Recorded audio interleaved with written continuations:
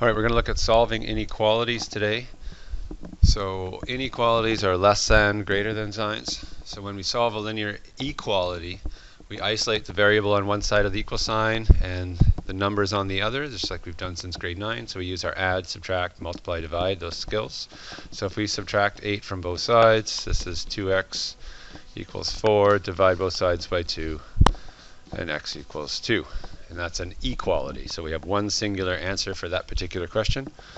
If we introduce an inequality, and as we read from left to right, this is a less than. The little alligator mouth, if you want to see it that way, is closed on our end, so that's a less than. If you read from right to left, it would be a greater than, but we're just going to deal with it this way as a less than.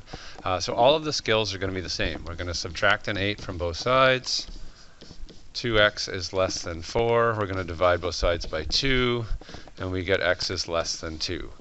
Now what's different here, although we came up with x's and 2's, is that less than sign means there's a range of answers. That means there's more than one. And we'll look at that in the next slide with a number line. And it looks something like this. So if I have an inequality that says x is less than 5, that means all of the numbers to the left of 5 are acceptable answers.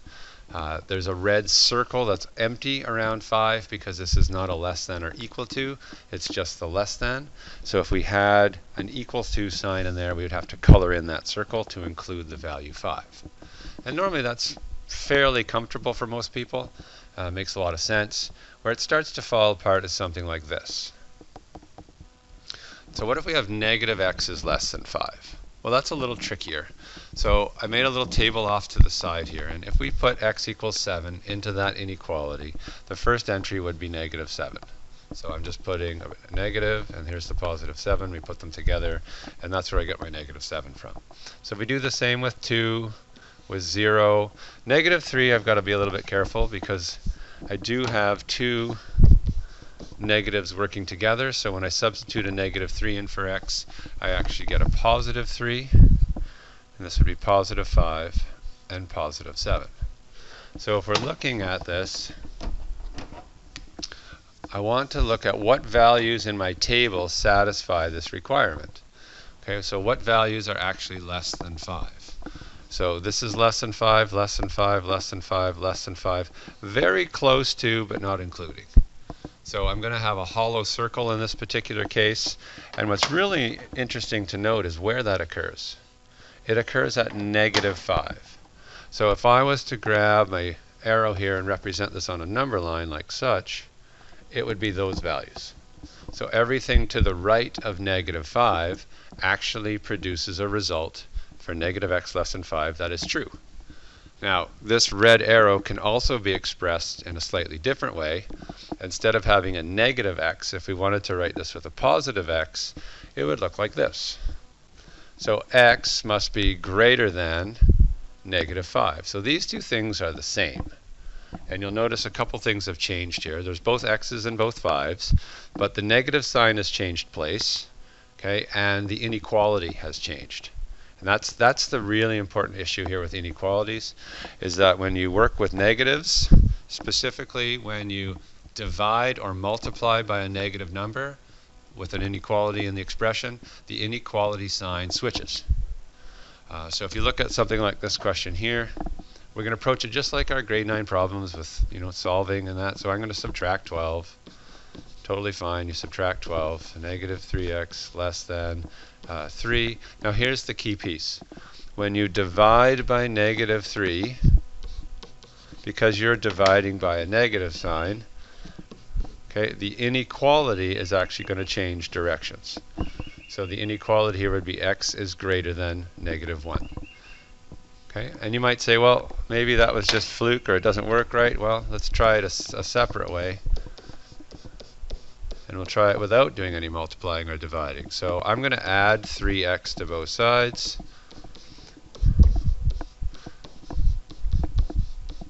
Okay, then I'm going to subtract 15 from both sides. And then I'll divide both sides by 3. And lo and behold, we get the same answer. Okay, if we read it in this direction, x is greater than negative 1. If we read this one from left to right, x is greater than -1. Okay, so the flipping of the inequality is the key piece to know when we're dividing or multiplying by negative numbers. All right, so let's add a few more things to this, make it a little bit bigger. So we have another inequality here with some more algebra to work with. So if you want to pause the video and try it first, and then we'll take it up. Okay, so hopefully you paused it and you take a shot at trying this. Now you could do distributive property first. If you wanted to multiply this in, that's totally fine. I might actually just divide both sides by -3. Okay, now because I'm dividing by -3, my inequality has to switch. And then if I add 5 to both sides, I should come up with a is greater than -2. And now if you did do the distributive property, that's okay. We'll do it over here. This would become -3a plus 15 is less than 21. Subtract your 15. 6, divide both sides by -3, and again, dividing by a negative, here's where the inequality is going to change, and we get the same answer. Okay, so there's multiple ways to do that. The next question is a little bit bigger, and it has an interval. It has inequalities on both ends. Don't panic, it just looks a little different. We'll approach it like this. You can either cut the problem up and do the inequality on the right and the inequality on the left as two separate questions. What we're first going to do, though, is we're going to clean up the middle. So I'm going to do distributive property here. So this is 6x plus 12 minus 2x minus 2. Okay, and then I'm going to end up with that's 4x plus 10 less than or equal to 46. So in this particular case, you could just take this piece and solve it as an equation separately. You could take this piece and solve it as a separate equation. Or if you want to live on the daring side, you can do them both at the same time. And it looks like this. So we are going to subtract 10 from both sides, like such. Okay, so it's like doing two equal signs at once. So 20 is less than or equal to 4x. This would be now 36. And then I would divide both sides by 4, or divide all sides by 4. Drop my pen. And we end up with an interval. So x needs to be between 5 and 9. And if we wanted to, we could pick a number between there and go back and substitute it in just for a check. So let's choose 6. If we chose 6 and we put that 6 back up here on the top really quickly, if we put a 6 in here and a 6 in here, this would be 12, 16 times 3. This would be 48. And then this is 6 plus 1 is 7 times 2 is 14. 48 minus 14 is 34. Does 34 less than 46? Yep. Is 34 greater than 30? Yep. So my interval here is correct. Okay, and you can choose any value you want to test your inequalities. That's a good practice. Okay, so what about some graphing connections? If we look at the graph here of 2x plus 5, hopefully we spot that's a linear. So that's a slope of 2 over 1 and is a y-intercept of 0, 5. So put a dot, up 2 over 1, up 2 over 1. I'll just repeat, draw the line. See how well I can draw a freehand line here. Not terrible, but not too good. Okay, so now, when is f of x greater than 0? So we're trying to find, let's do it with a bit of highlighter. What values of the function are greater than 0? So pretty much all those values are greater than 0.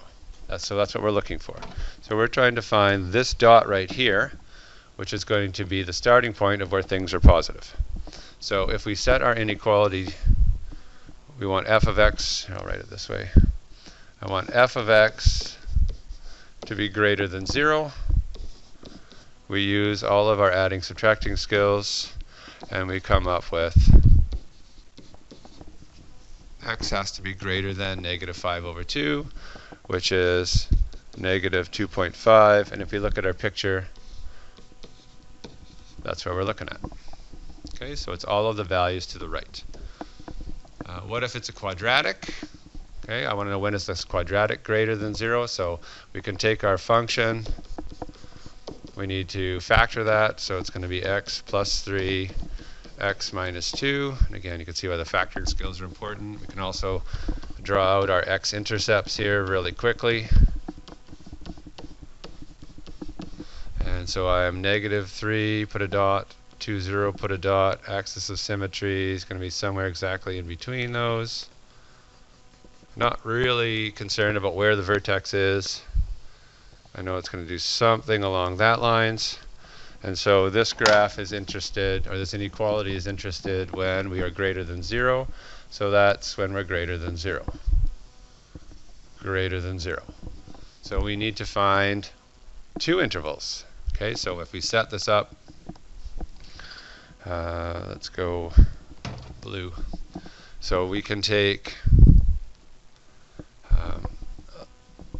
let's set it up here, a little slightly different approach.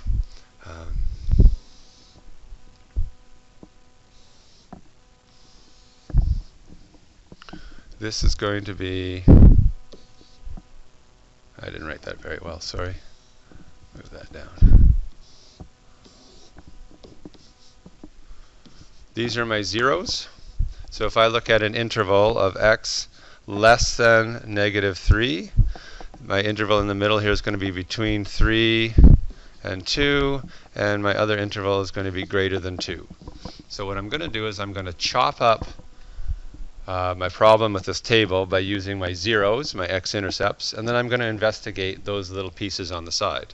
So if I look at x as less than -3, let's just choose a value. Some value that's less than -3, let's say -10.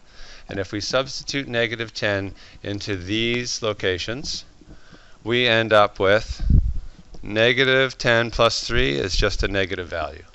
-10 minus 2 is just a negative value. And if you multiply two negative values together, you get a positive value.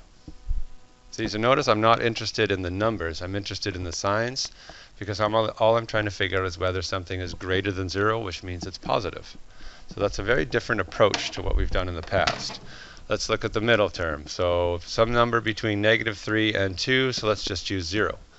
If I put 0 into these brackets here, 0 plus 3 is just 3, or a positive. 0 minus 2 is a negative, and when you multiply a positive times a negative, you get a negative, which, go figure, is that middle chunk on the graph. And now lastly, let's choose a number that's greater than 2. We'll say 10. If you substitute 10 into each bracket, you end up with a positive bracket times a positive bracket, and again, you end up with a positive outcome. So these down here are plotting positive. So the solution to this one, when is this function greater than 0, actually has two answers. It has when x is greater than 2 and when x is less than -1. So f of x is greater than 0 when x is less than -3 or x is greater than 2. And normally we would try and combine those, and you would write it like this. X is greater than 2, so the biggest numbers are on the right, the smallest numbers are on the other side, and just watch the change here. Here's the -3, but if you read this, it's x is less than -3. So when we write it down here, we're going to read this direction, x is less than -3. This one up here is x is greater than 2, x is greater than 2. So note the subtle changes on how you write this. You can write two separate ones for me. I'm totally fine with that. The textbook will write it as one line. The textbook will write this. Okay, so you have to make sure you're reading in the correct direction and make sure your inequalities are pointing in the right direction. Super, super important. All right, try a couple questions and we'll see what we can do tomorrow. Thanks.